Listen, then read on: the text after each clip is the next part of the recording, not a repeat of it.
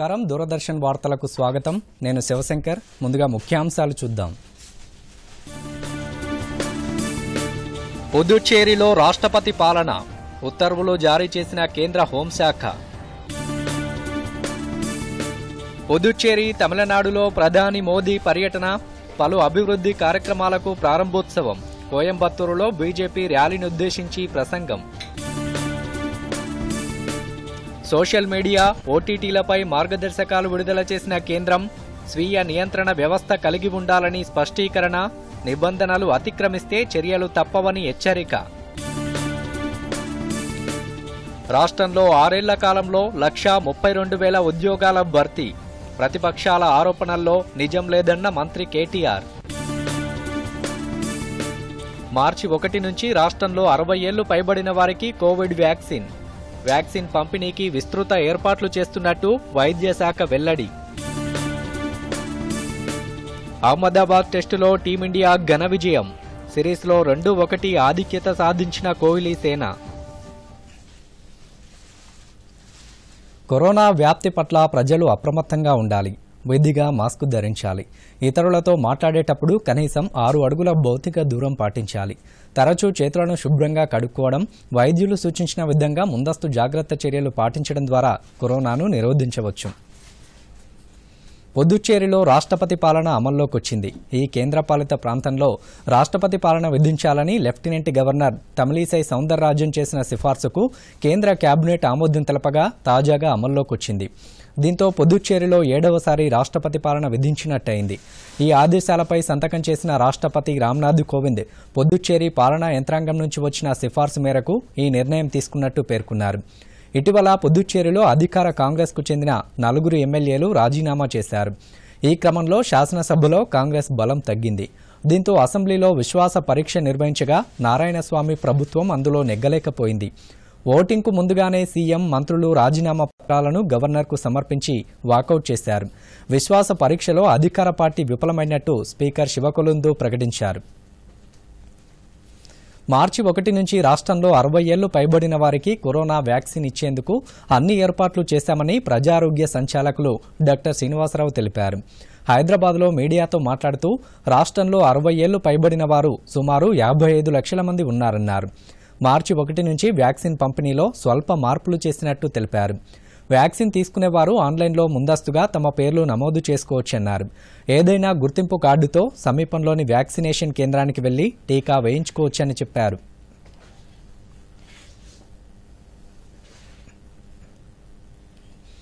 తమిళనాడు పుదుచ్చేరి రాష్ట్రాల అభివృద్ధికి కేంద్ర ప్రభుత్వం కట్టుబడి ఉందని ప్రధాని నరేంద్ర మోదీ హామీ ఇచ్చారు ప్రధానమంత్రి తమిళనాడు పాండిచ్చేరిలో పలు అభివృద్ధి ప్రాజెక్టులకు ప్రారంభోత్సవం శంకుస్థాపనలు చేశారు ఒకరోజు పర్యటనలో భాగంగా ప్రధాని రోజంతా పుదుచ్చేరి తమిళనాడులో పలు కార్యక్రమాలలో పాల్గొన్నారు ముందుగా పుదుచ్చేరిలో పర్యటించిన ప్రధాని సుమారు 3,000 కోట్ల రూపాయల విలువ చేసే పలు సంక్షేమ ప్రాజెక్టులకు రిమోట్ ద్వారా భూమి పూజ చేశారు కారెక్కల్లోని జిప్మార్ నూతన భవనాలకు పుదుచ్చేరిలోని మినీ ఓడరేవుకు కూడా శంకుస్థాపన చేశారు ఈ సందర్భంగా జరిగిన ర్యాలీలో ప్రధాని మాట్లాడుతూ అన్ని రంగాల్లో పుదుచ్చేరి అగ్రగామిగా ఉండాలని ఎన్డీఏ ప్రభుత్వం ఆకాంక్షిస్తోందని తెలిపారు కాంగ్రెస్ ప్రభుత్వం పుదుచ్చేరిని పలు రంగాల్లో నిర్లక్ష్యం చేసిందని అంటూ సహకార రంగం తీర ప్రాంత అభివృద్ధిలో పుదుచ్చేరిని ప్రగతి పథంలో ముందుకు తీసుకెళ్తామని ప్రధాని హామీ ఇచ్చారు అనంతరం ప్రధాని కోయంబత్తూరులో పలు ప్రాజెక్టులకు భూమి పూజ ప్రారంభోత్సవాలు చేశారు నైవేలిలో నిర్మించిన థర్మల్ విద్యుత్ కేంద్రాన్ని వీడియో లింక్ ద్వారా ప్రారంభించి జాతికి అంకితం చేశారు 709 మెగావాట్ల సామర్థ్యం గల సౌర విద్యుత్ కేంద్రాన్ని తిరుపూర్ మదురై తిరుచిలో నిర్మించిన సుమారు 4,000 గృహాలను కూడా ప్రారంభించారు అనంతరం బహిరంగ సభలో ప్రధాని ప్రసంగిస్తూ దేశ పారిశ్రామిక అభివృద్ధిలో తమిళనాడు పాత్ర గణనీయమైనదని అన్నారు సాగరమాల పథకం ద్వారా దేశవ్యాప్తంగా ఓడరేవుల అభివృద్ధికి ప్రభుత్వం చర్యలు తీసుకుందని చెప్పారు 2035లోగా 6 లక్షల కోట్ల రూపాయల వ్యయంతో 575 ప్రాజెక్టులు పూర్తి చేస్తామని ఓడరేవుల ఆధునీకరణ కొత్త ఓడరేవుల నిర్మాణం తీర ప్రాంతాల అభివృద్ధి తదితర ప్రాజెక్టులు వీటిలో ఉన్నాయని ప్రధాని తెలిపారు Tamil Nadu has a glorious history of sea trade and port led development I am happy to launch various projects related to BO Chidambaram Port Thoothukudi. The project launched today will further strengthen the cargo handling ability of the port. It will even support the Green Port Initiative.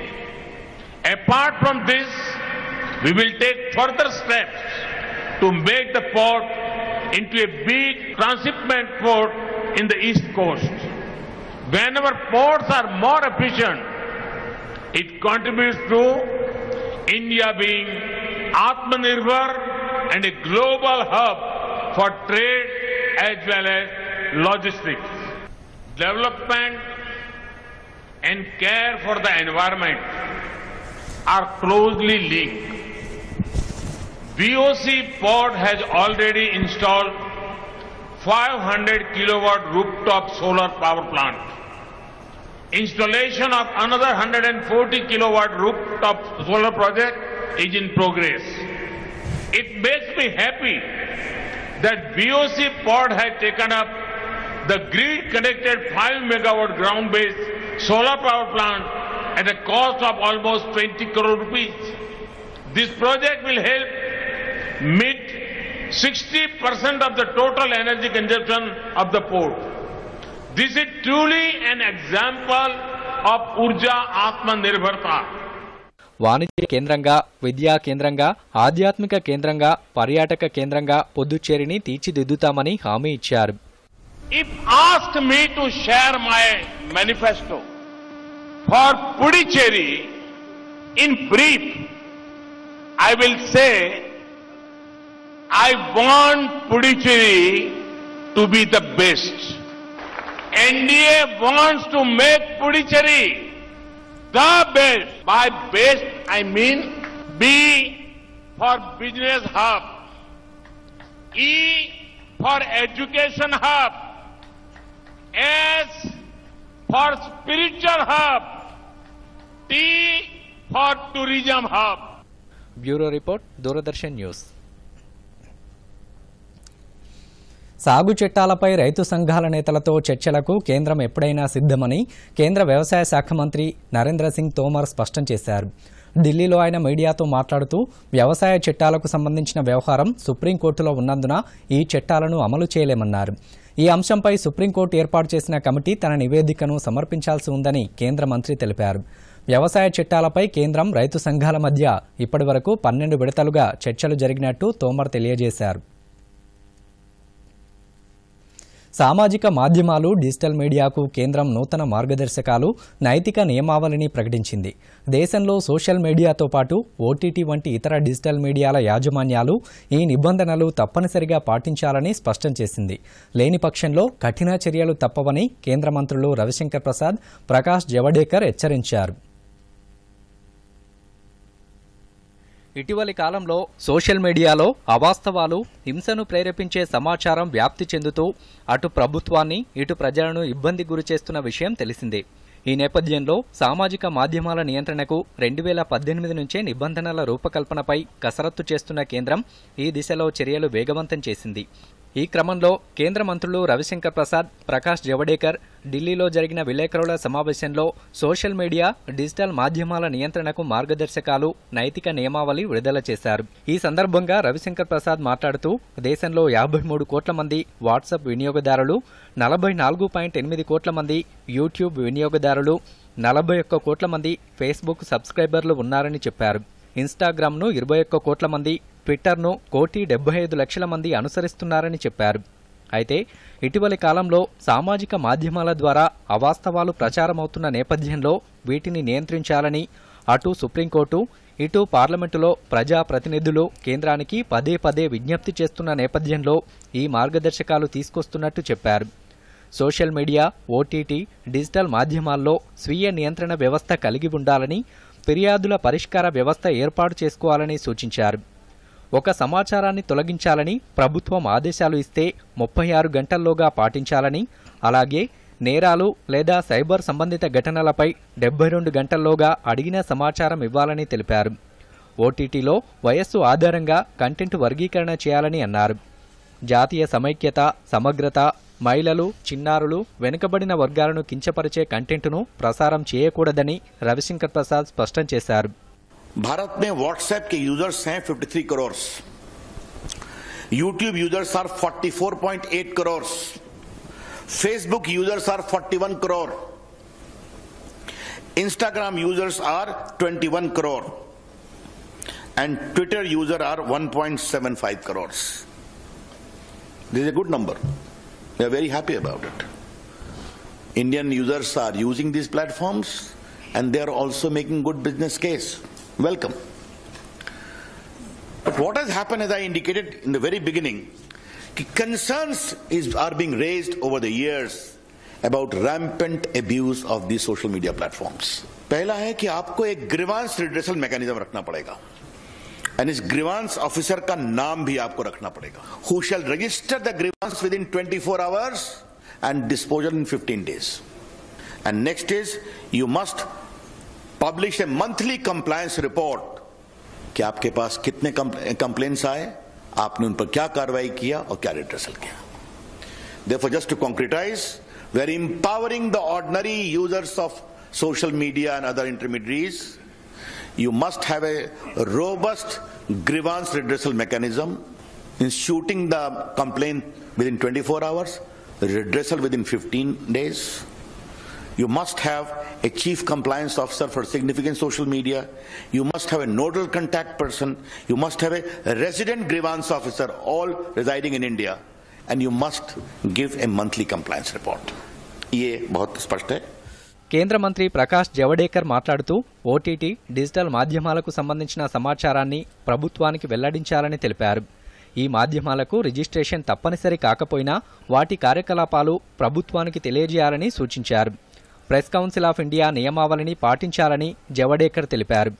For OTT and digital news media, both will have to disclose their details from where they publish, how they publish, how much is the spread, anything.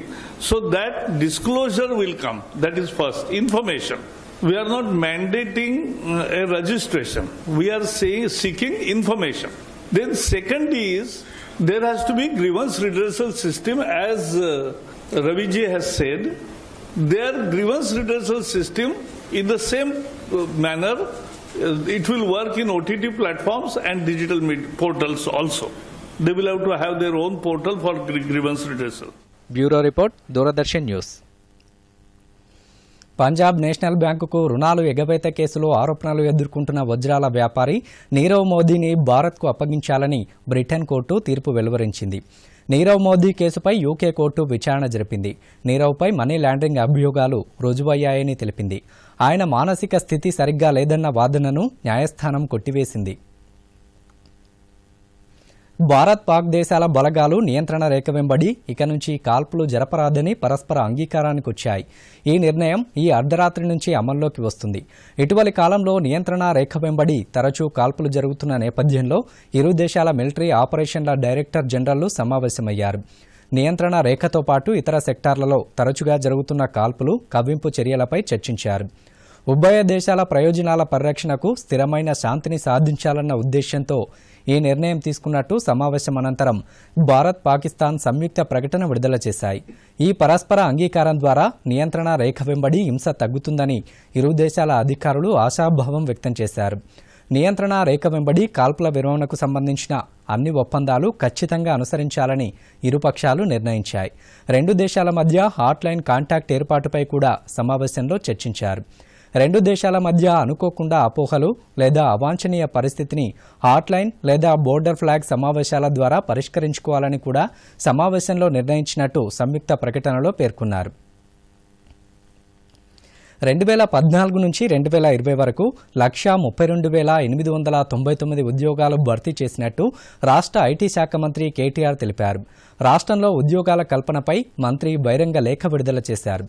ఉద్యోగాల భర్తీకి సంబంధించి ప్రతిపక్షాల ఆరోపణల్లో వాస్తవం లేదన్నారు. ప్రభుత్వ శాఖల్లో ఖాళీలు భర్తీ చేస్తూనే ప్రైవేటు రంగంలో సుమారు 14 లక్షల మందికి ఉద్యోగాలు కల్పించామని కేటీఆర్ తెలిపారు. ప్రభుత్వ శాఖల్లో ఉద్యోగాల భర్తీని ప్రభుత్వం అత్యంత పారదర్శకంగా చేపట్టిందన్నారు మంత్రి. రాష్ట్రంలో కోవిడ్ కేసులు గణనీయంగా తగ్గుముఖం పట్టడంతో పలుచోట్ల ప్రజలు మాస్కులు ధరించకుండా భౌతిక దూరం పాటించకుండా జన సమూహంలో తిరగడం చూస్తూ ఉన్నాం. కానీ కోవిడ్ పూర్తిగా తగ్గలేదని, అలసత్వం పనికిరాదని హైదరాబాద్ నిమ్స్లో మూత్రపిండ వైద్య నిపుణులు డాక్టర్ శ్రీభూషణ్ రాజు హెచ్చరిస్తున్నారు. ఈ విషయంపై ఆయన దూరదర్శన్తో మాట్లాడుతూ కోవిడ్ పూర్తిగా నియంత్రణలోకి వచ్చే వరకు మాస్కులు ధరించడం, చేతులు ఎప్పటికప్పుడు సబ్బుతో గాని శానిటైజర్తో గాని శుభ్రం చేసుకోవాలని, సామాజిక దూరం తప్పనిసరిగా పాటించాలని ప్రజలకు సూచిస్తున్నారు. స్థితికి వచ్చే విధంగా మనం ప్రవర్తించాల్సిన అవసరం ఆవశ్యకత మనకు ఉంది కాబట్టి మన రోడ్ల మీదకి రావడము, ఉద్యోగాలు చేయడము, సంపాదించుకోవడము, బ్రతకడము, జీవించడం మనకు అవసరం కాబట్టి మనం వచ్చేస్తున్నాం. కానీ వీటితో వైరస్కి సంబంధం ఉండదు. వైరస్ ఎన్నాళ్ళు ఉండాలో అన్నాళ్ళు ఉంటుంది. వైరస్తో జాగ్రత్తగా ఉండడం అన్నది మన ధర్మమే. వైరస్కి శక్తియుక్తులు ఉండవు కాబట్టి కనీసం మనమైనా మన యుక్తిని ప్రదర్శించి దాని పట్ల అప్రమత్తంగా ఉండడం మనకు అవసరం అవుతుంది. అది పూర్తిగా మటమాయం కావడానికి ఇంకా కొన్ని వారాలు, నెలలు పడుతుంది. అప్పటిదాకా ఇంకా మనము మన ప్రధాన సూత్రాలైనటువంటి భౌతిక దూరాన్ని పాటించడము, శుభ్రంగా ఉండడము, ఎల్లవేళ మాస్క్ ధరించడం మనం చేస్తూనే ఉండాలి. ఇంకా కొన్ని నెలలు ఓపిక పడితే అది పూర్తిగా మటమాయం అయ్యే అవకాశం ఉంటుంది. పూర్తి మటమాయం కాకపోయినా కూడా అది పూర్తిగా నిర్వీర్యమైపోయే అవకాశం కూడా ఉంటుంది. అప్పటిదాకా మనం ఓపిక పట్టి జాగ్రత్తగా ఉండడం అన్నది మనకి అత్యంత అవసరమైనటువంటి అంశము. వైరస్లు ప్రకృతిలో ఒక భాగాలు, సూక్ష్మమైన జీవులు అయినప్పటికీ కూడా వాటితో పోరాటం అన్నది మనిషి యుక్తితో చేయాల్సిందే తప్ప మహాశక్తితో ఎప్పటికీ సాధ్యం కాదు. మనుషులకు అది రాదు కూడా రాదు. కాబట్టి యుక్తిగా ఉండడమే మనకి ఈ సమయంలో, ఈ సందర్భోచితంగా మనకు ఉంటుంది. ఈ నెల 27 నుంచి దేశవ్యాప్తంగా టాయ్ ఫెయిర్ ప్రారంభం కానుంది. టాయ్ ఫెయిర్కు సంబంధించిన మరిన్ని వివరాలు ఇప్పుడు చూద్దాం. हमारे देश में लोकल खिलौनों की बहुत समृद्ध परंपरा रही है. ప్రధాని యొక్క ప్రకటన భారతదేశ బొమ్మల పరిశ్రమకు తోడ్పడడానికి భారత ప్రభుత్వం మొట్టమొదటిసారిగా ద ఇండియా టాయ్ ఫెయిర్ ని నిర్వహిస్తోంది. ఇక్కడ మీరు అనేక రకాల fun toys, science toys, modern toys, local toys, educational toys మరియు మోడర్న్ ఎలక్ట్రానిక్ టాయ్స్ ని చూడొచ్చు. టాయ్స్ ని ఎలా తయారు చేయాలో నిపుణుల దగ్గర నేర్చుకోండి. మీ పిల్లల విద్యలో ఇది ముఖ్యమైన భాగం. మీ పిల్లలకు పరిచయం చేయండి. ఆనందకరమైన అభ్యాస భావనలకు వెబినార్లు మరియు సెమినార్లకు హాజరవ్వండి. మరియు ప్రతి వయస్సు గల వారికి బొమ్మల అవసరాలు ఉంది అని అర్థం చేసుకోండి. Global investors, exports, industry leaders, MSMEs, SMES మరియు స్థానిక పరిశ్రమలకు మెగా ఫెయిర్ ఉన్నాయి. ఈ వర్చువల్ ప్లాట్ఫామ్ లో భారతదేశంలో 1000కి పైగా కంపెనీలున్నాయి మరియు ఇక్కడ నైపుణ్యం కలిగిన కళాకారులు వారి కళను ప్రదర్శిస్తారు. ప్రపంచానికి వారి ప్రత్యేక ప్రతిభను వారసత్వంగా తీసుకున్నారు. 7 లక్షల కోట్లతో గ్లోబల్ టాయ్ ట్రేడ్ లో రాబోయే సంవత్సరాల్లో భారత ప్రభుత్వం యొక్క సహకారంతో భారతీయ పారిశ్రామికవేత్తలతో మరియు నైపుణ్యం కలిగిన వారితో $400 మిలియన్ బొమ్మల వ్యాపారాన్ని ప్రారంభించగలుగుతారు. ప్రధానమంత్రి యొక్క స్వావలంబన యొక్క కలను ఇప్పుడు మనమందరం కలిసి నెరవేరుస్తాము. మనము మన కొత్త గుర్తింపును ఏర్పరుస్తాము, కొత్త ఎత్తులకు చేరుతాము మరియు గ్లోబల్ టాయ్ ట్రేడ్ లో ఒక సముచిత స్థానాన్ని సృష్టిస్తాము. ఇండియా టాయ్ ఫెయిర్ లో ఉపాధ్యాయులు, పారిశ్రామికవేత్తలు, పెట్టుబడిదారులందరూ భాగస్వాములు కండి. ఫిబ్రవరి 27 నుండి మార్చి 2 వరకు ఈ చారిత్రక ద ఇండియా టాయ్ ఫెయిర్ లో మరియు www.theindiatoyfair.in లో రిజిస్టర్ చేసుకోండి. मैं अपने स्टार्टअप मित्रों को, हमारे नए उद्यमियों से कहता हूँ, आइए मिलकर खिलौने बनाएं. अब सभी के लिए लोकल खिलौनों के लिए वोकल होने का समय है. Team up for toys. Adilabad జిల్లాలో గిరిజన కళాకారులు ఇత్తడితో అద్భుతమైన కళారూపాలకు ప్రాణం పోస్తున్నారు. స్వదేశీ హస్తకళల ప్రోత్సాహానికి ప్రధానమంత్రి తన మన్ కీ బాత్ కార్యక్రమంలో భరోసా ఇవ్వడంతో పాటు ఈ నెల 27 నుంచి కేంద్రం నిర్వహిస్తున్న టాయ్ ఫెయిర్తో ఇత్తడి కళాకృతులకు పూర్వ వైభవం వస్తుందని విశ్వాసం వ్యక్తం చేస్తున్నారు. ఆదిలాబాద్ జిల్లాలో తమ కళా నైపుణ్యంతో అబ్బురపరుస్తున్న డోక్రా మెటల్ క్రాఫ్ట్ కళాకారులపై మరిన్ని వివరాలు. ఆదిలాబాద్ జిల్లాలో ఆదివాసీల డోక్రా మెటల్ క్రాఫ్ట్ దేశ విదేశాల్లో ప్రాచుర్యం పొందింది. ఈ ప్రాంతంలో ఇత్తడిని కరిగించి చేసే కళాకృతులు ఆకట్టుకుంటాయి. జిల్లాలోని ఏజెన్సీ ప్రాంతంలో ఈ కళపై ఆధారపడి దాదాపు 200 కుటుంబాలు జీవిస్తున్నాయి. వీరు తమ పూర్వీకుల నుంచి వస్తున్న ఈ కళను పరిరక్షిస్తూ జీవనోపాధికి దీనిపై ఆధారపడుతున్నారు. దేవతామూర్తుల విగ్రహాలతో పాటు చిన్నారుల ఆట వస్తువులు, నెమలి, అంశ ఆకృతులు, పూల కుండీలు, వివాహాలకు అవసరమయ్యే సామాగ్రిని, ఇతర వస్తువులను వీరు తయారు చేస్తుంటారు. ఆదివాసుల ఆరాధ్య దైవం నాగోబా విగ్రహాన్ని అందంగా తయారు చేయడంలో వారికి వారే సాటి. ముందుగా అనుకున్న కళారూపాన్ని మనసులోనే ఊహించుకుంటూ సన్నని మట్టితో తయారు చేస్తారు. తర్వాత మైనంతో అచ్చు తయారు చేసి కరిగించిన ఇత్తడితో ఓ రూపం తీసుకొస్తారు. ఈ మొత్తం ప్రక్రియలో వారసత్వంగా వచ్చిన హస్తకళా నైపుణ్యమే వారికి ఆధారం. తమ ప్రతిభకు గుర్తింపుగా ఈ గిరిజన కళాకారులు పలువురు రాష్ట్రపతులు, కేంద్ర రాష్ట్ర మంత్రుల నుంచి ఎన్నో ప్రశంసలు, సత్కారాలు పొందారు. దేశ రాజధాని ఢిల్లీ సహా ప్రముఖ నగరాల్లో ఆదిలాబాద్ డోక్రా క్రాఫ్టుతో ప్రదర్శనలు కూడా నిర్వహించారు. 2 ఏళ్ల క్రితం ప్రతిష్టాత్మకమైన భౌగోళిక గుర్తింపు జీఐ ట్యాగ్ ఆదిలాబాద్ డోక్రా కళాకృతులకు వరించింది. ఇంతటి అద్భుతమైన నైపుణ్యం ఉన్నా ప్రోత్సాహం కరువైందని గిరిజన కళాకారులు వాపోతున్న తరుణంలో శనివారం ప్రారంభమవుతున్న ఇండియా టాయ్ ఫెయిర్తో స్వదేశీ హస్తకళలకు ప్రోత్సాహం లభిస్తుందని వారు ఆశిస్తున్నారు. మన గారు స్వదేశీ ఐటమ్స్ రాకుండా సార్ ఈ ఐటమ్స్ని ప్రిపరేషన్ ఇస్తున్నారు. మరి మా ఐటమ్ని సెల్ చేయాలంటే ప్రధానమంత్రి కొంచెం హెల్ప్ చేయాలని కోరుకుంటున్నాను సార్. ఆ ప్రధానమంత్రి గారు తీసుకున్న నిర్ణయం చాలా మంచిది సార్. మాకు పని కూడా దొరుకుతుంది సార్. మాకు రోజు 10 అవకాశం దొరుకుతుంది ఆశిస్తున్నారు సార్. तो मेरा कहना है कि इस कारीगर कला को गवर्नमेंट अगर कदर करे तो और इसको विस्तारित कर सकते हैं हम लोग. ऐसा हम पारंपरिक कारीगरी कला है, डोकरा कास्टिंग है मेरा. ये अपने जीवन यापन करने के लिए इसका विस्तारित प्रदर्शन होना चाहिए. और विदेश में जो भी दूसरे देश में जो भी आइटम बना रहे हैं, कारीगरी हो या कुछ भी खिलौने वगैरह हो, मोदी सरकार का ये कहना है कि आत्मनिर्भर बनने के लिए भारत का ही कारीगरी कला होना चाहिए. इस तरह का एक धन्यवाद है कि उसने बहुत अच्छा निर्णय लेकर हम कारीगरों का जीवन यापन करने के लिए सहारा देंगे. ऐसे मैं मेरे अभिव्यक्त करता हूं. మరోవైపు డోక్రా కళ అంతరించిపోకుండా గిరిజన గ్రామాల్లోని యువతీ యువకులకు ఉచితంగా శిక్షణా తరగతులు నిర్వహిస్తున్నట్టు జిల్లా హస్తకళ అధికారి మహమ్మద్ నజీర్ దూరదర్శన్తో తెలిపారు. और जो है चिटल बोरी में तैयार किया जाता है और मैक्सिमम जो है ये वर्क जो है यहीं बनता है. डोकरा को ज़्यादा से जो है मार्केटिंग ऑल ओवर इंडिया है. इसकी बेहतरीन मार्केट की वजह से ये अभी तक चल रहा है. और हम लोग इसको जो है marketing through Telangana state handicraft development corporation और ट्राईफेड के जरिए कर रहे हैं. और ये आर्टिज़ान अराउंड जो है 200 आर्टिज़ान की फैमिली से यहाँ पर लिविंग है. लास्ट ट्रेडिशनल क्राफ्ट भी है ये. और ये लोग जो है अपने बाप दादाओं से यही काम करते आ रहे हैं. और इनके लिए हम जो है गवर्नमेंट के द्वारा ट्रेनिंग प्रोग्राम्स कंडक्ट कर रहे हैं, डिज़ाइन वर्कशॉप दे रहे हैं. और जो है उनके लिए मार्केटिंग के लिए एग्जीबिशन भी कंडक्ट कर रहे हैं. टोटली ओवरऑल जो है ये लोग आर्टिज़ान जो है अभी खुश है, अच्छा है. Bureau report, Doordarshan news. Corona వ్యాక్సిన్పై అన్ని రకాల పరీక్షలు జరిపిన తర్వాతే ప్రభుత్వం అందుబాటులోకి తీసుకువచ్చిందని మంచిర్యాల జిల్లా మందమర్రి సింగరేణి ఏరియా ఆసుపత్రిలో పనిచేస్తున్న స్టాఫ్ నర్స్ హారతి అంటున్నారు. తాను కరోనా వ్యాక్సిన్ 2 డోసులు తీసుకున్నానని, ఎటువంటి ఆరోగ్యపరమైన సమస్యలు లేవని చెప్పారు. ప్రజలందరూ ఎటువంటి సందేహాలు, అపోహాలు, వదంతులు నమ్మకుండా ముందుకు వచ్చి కరోనా వ్యాక్సిన్ తీసుకోవాలని ఆమె కోరారు.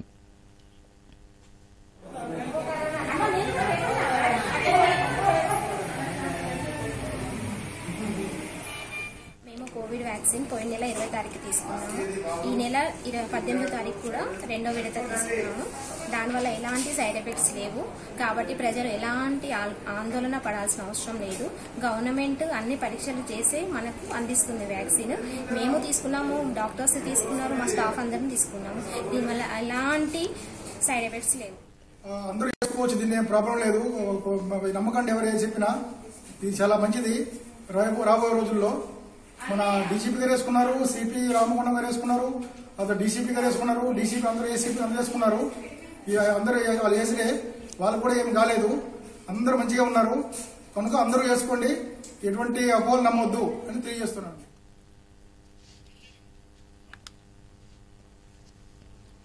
ఖమ్మం జిల్లా వ్యాప్తంగా కరోనా వ్యాక్సిన్ 2వ దశ కార్యక్రమం చురుగ్గా కొనసాగుతోంది. వ్యాక్సిన్ తీసుకున్న వైద్య సిబ్బంది, పోలీసు అధికారులు దూరదర్శన్తో మాట్లాడుతూ కరోనా వ్యాక్సిన్ ప్రతి ఒక్కరూ తీసుకోవాలని సూచించారు. తాము వ్యాక్సిన్ తీసుకున్నప్పటికీ ఎటువంటి అనారోగ్య సమస్యలు రాలేదని చెప్పారు. వ్యాక్సిన్పై వస్తున్న అపోహాలు నమ్మవద్దని, ప్రభుత్వ సూచనల మేరకు తప్పనిసరిగా వ్యాక్సిన్ తీసుకోవాలని సూచించారు. కేంద్ర ప్రభుత్వం ముందుగా తమను గుర్తించి వ్యాక్సిన్ అందజేయడం ఎంతో సంతోషంగా ఉందని ఆనందం వ్యక్తం చేశారు. మరి సామాజిక మీడియా ద్వారా అన్నిటి ద్వారా తెలియజేయడం జరుగుతూ ఉంది.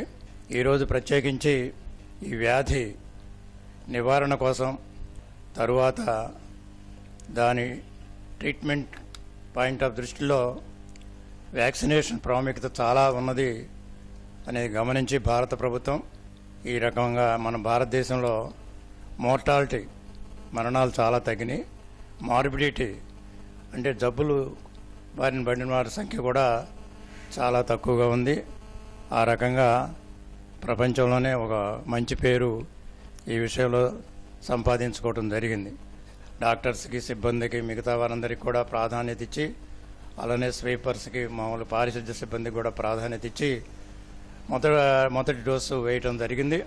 అలానే ప్రైవేటు పరంగా ఉన్నటువంటి వైద్య సిబ్బంది కూడా నమోదు చేసుకున్నటువంటి వారికి మరి ఈ విషయంలో వ్యాక్సినేషన్ కూడా అందించడం జరిగింది. నాకు ఏ రకమైనటువంటి ఇబ్బంది లేదు. అట్లే నా తోటి వారు ఇక్కడ చాలామంది మా హాస్పిటల్లోను, ఇతర ప్రైవేట్ హాస్పిటల్స్లోను, గవర్నమెంట్ హాస్పిటల్స్లోను ఏ రకమైనటువంటి సైడ్ ఎఫెక్ట్స్ గమనించదగినటువంటి ఏమీ లేవు.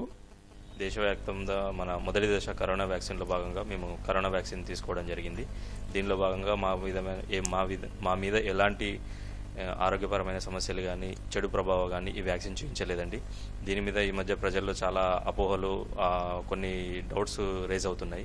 దానిలో భాగంగా మేము తీసుకోవడం జరిగింది, కానీ మా మీద ఎలాంటి దుష్ప్రభావం కానీ, అనారోగ్య సమస్యలు కానీ ఎదురు కాలేదండి. ఇలాంటి అపోహలను ప్రజలు ఎవరు నమ్మవద్దని కోరుకుంటున్నాను. జయశంకర్ భూపాలపల్లి జిల్లా కేంద్రంలో 8వ అదనపు జిల్లా కోర్టును వీడియో కాన్ఫరెన్స్ ద్వారా హైకోర్టు ప్రధాన న్యాయమూర్తి జస్టిస్ హిమా కోహ్లీ ప్రారంభించారు. కార్యక్రమంలో district additional civil judge Nandikonda Narasimha Rao, న్యాయమూర్తులు, న్యాయవాదులు హాజరయ్యారు. ఈ సందర్భంగా district additional civil judge Nandikonda Narasimha Rao మాట్లాడుతూ జిల్లా కేంద్రంలో 8వ అదనపు జిల్లా కోర్టు అందుబాటులోకి రావడం హర్షణీయమని అన్నారు. దీని ద్వారా స్థానిక ప్రజలకు మరింత వెసులుబాటు ఉంటుందని తెలిపారు. Dream of the litigants of the Bhopalapalli that they wanted a district court in the Bhopalapalli Jayashankar. In fact, though it is a district, as per the revenue, as per the judicial, it is part of the Warangal United District. And this being the part of the Warangal District, United District, and I am being the principal district judge, I am very proud and happy to participate in this inauguration program of the 8th Additional District Judge Court, which is inaugurated by the Honorable the Chief Justice for the State of Telangana, in the presence of His Lordships, Honorable Sri Justice P. Naveen Rao Garu. It's a great moment and historical moment in the history of the Bhopalapalli, because this is the first court which is being established in the Bhopalapalli, and generally the magistrate and subject courts.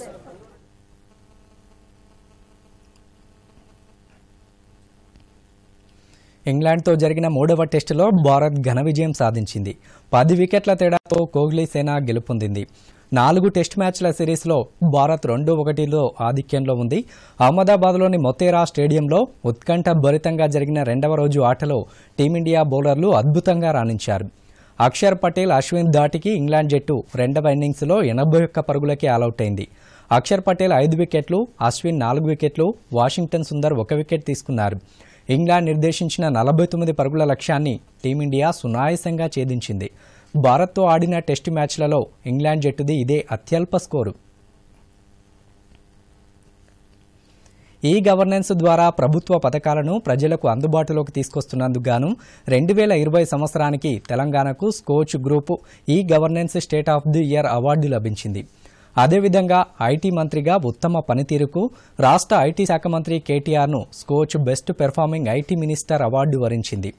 COVID-19 సంక్షోభంలోనూ మెరుగైన ప్రజాసేవలు అందించినందుకు రాష్ట్ర ప్రభుత్వం ఆధునిక సాంకేతికతను విరివిగా వినియోగించుకుంది.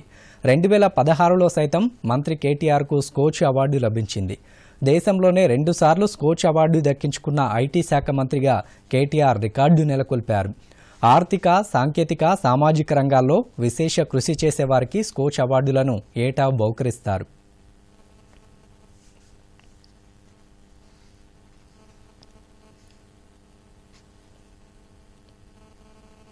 ప్రభుత్వం తీసుకువచ్చిన నూతన చట్టాలు గ్రామ పంచాయతీలు, మున్సిపాలిటీల్లో ఖచ్చితంగా అమలయ్యేలా చర్యలు తీసుకోవాలని ప్రభుత్వ ప్రధాన కార్యదర్శి సోమేష్ కుమార్ స్థానిక సంస్థల అదనపు కలెక్టర్లను ఆదేశించారు. పల్లె పట్టణ ప్రగతిపై సీఎస్ అదనపు కలెక్టర్లు పంచాయతీరాజ్ మున్సిపల్ శాఖ సీనియర్ అధికారులతో సమీక్షా సమావేశం నిర్వహించారు. ఈ సందర్భంగా సీఎస్ మాట్లాడుతూ అడిషనల్ కలెక్టర్లు పంచాయతీలు పట్టణ స్థానిక సంస్థలను ప్రతిరోజు తనిఖీ చేస్తూ రహదారులు డ్రైనేజీలు పరిశుభ్రంగా ఉండేలా చూడాలన్నారు. వైకుంఠధామాలు డంపింగ్ యార్డులు సమీకృత మార్కెట్ల నిర్మాణం వచ్చే నెలలోగా పూర్తి చేసి వినియోగంలోకి తీసుకురావాలని సీఎస్ ఆదేశించారు. నూతన చట్టం ప్రకారం బడ్జెట్లో 10% మొక్కల పెంపకం సంరక్షణకు ఉపయోగించాలన్నారు. టీఎస్ బీపాస్ నిబంధనల మేరకు భవన నిర్మాణాలకు అనుమతులు వేగంగా జారీ అయ్యేలా ఆక్రమణలు లేకుండా చూడాలని సోమేష్ కుమార్ అదనపు కలెక్టర్లను ఆదేశించారు. రేపటి నుంచి కరోనా హెల్త్ బులెటిన్ను ప్రతిరోజు విడుదల చేయాలని రాష్ట్ర ప్రభుత్వాన్ని హైకోర్టు ఆదేశించింది. రాష్ట్రంలో కరోనా పరిస్థితులపై హైకోర్టులో విచారణ జరిగింది. కరోనా పరీక్షలపై రాష్ట్ర ప్రభుత్వం నివేదిక సమర్పించింది. జనవరి 25 నుంచి ఈ నెల 12 వరకు టెస్టుల వివరాలు నివేదికలో తెలిపింది. జూన్ 3 నుంచి డిసెంబర్ వరకు సీరం సర్వేలు జరిగాయని పేర్కొంది. సర్వే నివేదిక సిఫార్సులు అమలయ్యేలా చర్యలు తీసుకోవాలని ఆదేశాల్లో తెలిపింది. వ్యాక్సిన్ రిజిస్ట్రేషన్ విధానంపై విస్తృత ప్రచారం చేయాలని ఆదేశిస్తూ తదుపరి విచారణ మార్చి 18కి హైకోర్టు వాయిదా వేసింది. చిన్న తరగతుల నుండి బొమ్మలు ఉపయోగిస్తూ చదువు చెప్పడం, బొమ్మల తయారీని ప్రోత్సహించడం ద్వారా పిల్లల్లో సృజనాత్మకత, విశ్లేషణ సామర్థ్యం, ఆలోచనా శక్తి పెరుగుతుంది. చదువుకునేందుకు, నేర్చుకునేందుకు మధ్య ఉన్న అంతరాన్ని పూడ్చడంలో బొమ్మలు సమీకృత పాత్ర పోషిస్తాయి. నూతన జాతీయ విద్యా విధానంలో కూడా ప్రీ స్కూల్ నుండి 12వ తరగతి వరకు బొమ్మల ఆధారిత విద్యా బోధనకు ప్రాధాన్యమిచ్చారు. ఈ నేపథ్యంలో ఈ నెల 27న ప్రారంభమవుతున్న ఇండియా టాయ్ ఫెయిర్లో విద్యార్థులు కూడా పాల్గొనేలా ప్రోత్సహిస్తున్నట్టు హైదరాబాద్లోని రాష్ట్ర విద్యా పరిశోధన శిక్షణా మండలి ఎస్సీఈఆర్టీ కన్సల్టెంట్ విశ్రాంత ఆచార్యులు సురేష్ బాబు దూరదర్శన్కు తెలిపారు. రాష్ట్రం నుండి 11 పాఠశాలల విద్యార్థులు టాయ్ ఫెయిర్లో తమ బొమ్మలు ప్రదర్శిస్తారని చెప్పారు.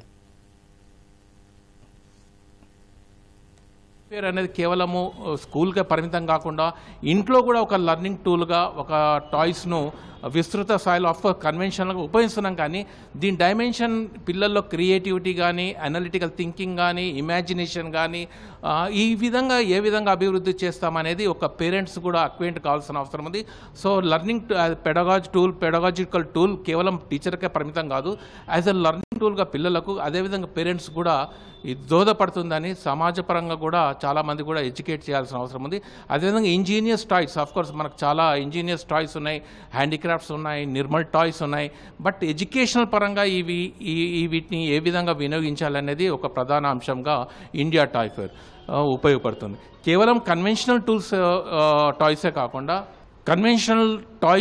ట్రెడిషనల్ టాయ్సే కాకుండా ఐసీటీ బేస్డ్ టాయ్స్ కూడా పిల్లల్లో గేమ్స్ అంటే ఆన్లైన్ లెర్నింగ్ సంబంధించిన విషయాలపైన కానీ, వెబ్ బేస్డ్ టూల్స్ కానీ, అంటే అందులో క్విజెస్ కావచ్చు, లేకుంటే గేమ్స్ కావచ్చు, అలాంటి పజిల్స్ కావచ్చు, 2-3 ఆడే అవకాశాలు కూడా అటువంటివి ఉన్నాయి. అవి కూడా పిల్లలు కూడా ఎక్స్ప్లోర్ చేయడానికి, లేకుంటే టీచర్స్ కూడా ఈ ఐసీటీ బేస్డ్ టెక్నాలజీని సమర్థంగా వినియోగించుకొని ఆ విధంగా చేసే అవకాశాలు కూడా పుష్కలంగా ఉన్నాయి. సో యాజ్ ఏ ఎస్సీఆర్టీగా మేము ఈ అంశాలపైన మేము దృష్టి తప్పకుండా పెడుతున్నాము. ఈ ముందు కేవలం కన్వెన్షనల్ టూల్సే కాకుండా, కన్వెన్షన్ టాయ్సే కాకుండా ఇతరత్ర డిజిటల్ ఫామ్లో కూడా ఉండే టాయ్స్ను కూడా మేము డెవలప్ చేయాలనేది ప్రతిపాదన మేము పెట్టుకోవడం జరిగింది. పెరుగుతున్న ఇంధన ధరలు నియంత్రించేందుకు ప్రభుత్వాలు పరిష్కారం చూపాలని reserve bank governor Shaktikant Das సూచించారు. బాంబే ఛాంబర్ ఆఫ్ కామర్స్ నిర్వహించిన సమావేశంలో శక్తికాంత దాస్ మాట్లాడుతూ పెట్రోల్, డీజిల్ ధరలు పెరగడం వల్ల వాహనాలు ఉపయోగించే వారిపై ఆర్థిక భారం పడుతుందన్నారు. తయారీ, రవాణా రంగాలను తీవ్రంగా దెబ్బతీస్తాయంటూ ఆందోళన వ్యక్తం చేశారు. ఇది వ్యాపార వ్యయాలను కూడా ప్రభావితం చేస్తుందని వ్యాఖ్యానించారు. ప్రజలపై పన్నుల భారాన్ని తగ్గించేందుకు కేంద్ర, రాష్ట్ర ప్రభుత్వాలు సమన్వయంతో పనిచేయాల్సిన అవసరం ఉందని శక్తికాంత్ దాస్ అన్నారు. You had an opportunity to look at it, but I will articulate them once again. Diesel and petrol prices do have an impact on the cost side, and they play a role. They act as cost push factors in across a spectrum of across a range of activities, and so therefore it's not just the passengers who are using the cars and the scooters and all that. I mean, that is a different set of people.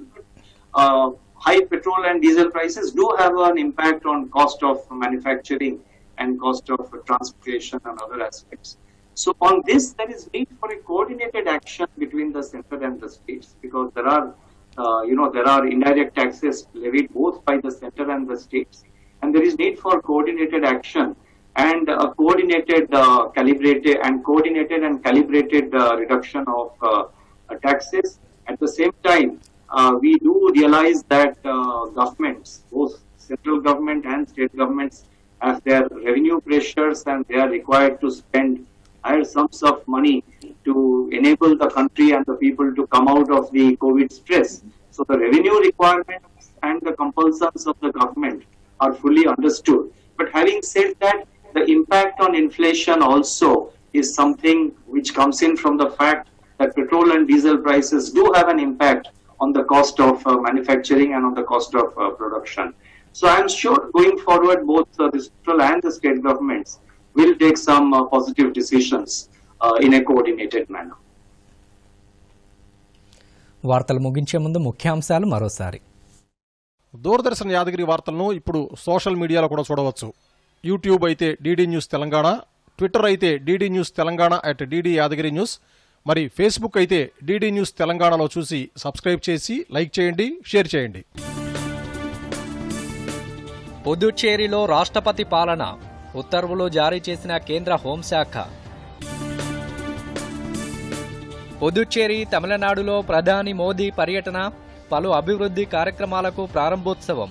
కోయంబత్తూరులో BJP ర్యాలీనుద్దేశించి ప్రసంగం. Social media, ఓటీటీలపై మార్గదర్శకాలు విడుదల చేసిన కేంద్రం, స్వీయ నియంత్రణ వ్యవస్థ కలిగి ఉండాలని స్పష్టీకరణ, నిబంధనలు అతిక్రమిస్తే చర్యలు తప్పవని హెచ్చరిక. రాష్ట్రంలో 6 ఏళ్ల కాలంలో 1,32,000 ఉద్యోగాల భర్తీ, ప్రతిపక్షాల ఆరోపణల్లో నిజం లేదన్న మంత్రి కేటీఆర్. మార్చి 1 నుంచి రాష్ట్రంలో 60 ఏళ్లు పైబడిన వారికి కోవిడ్ వ్యాక్సిన్ పంపిణీకి విస్తృత ఏర్పాట్లు చేస్తున్నట్టు వైద్య శాఖ వెల్లడి. అహ్మదాబాద్ టెస్టులో టీమిండియా ఘన విజయం, సిరీస్లో 2-1 ఆధిక్యత సాధించిన కోహ్లీ సేన.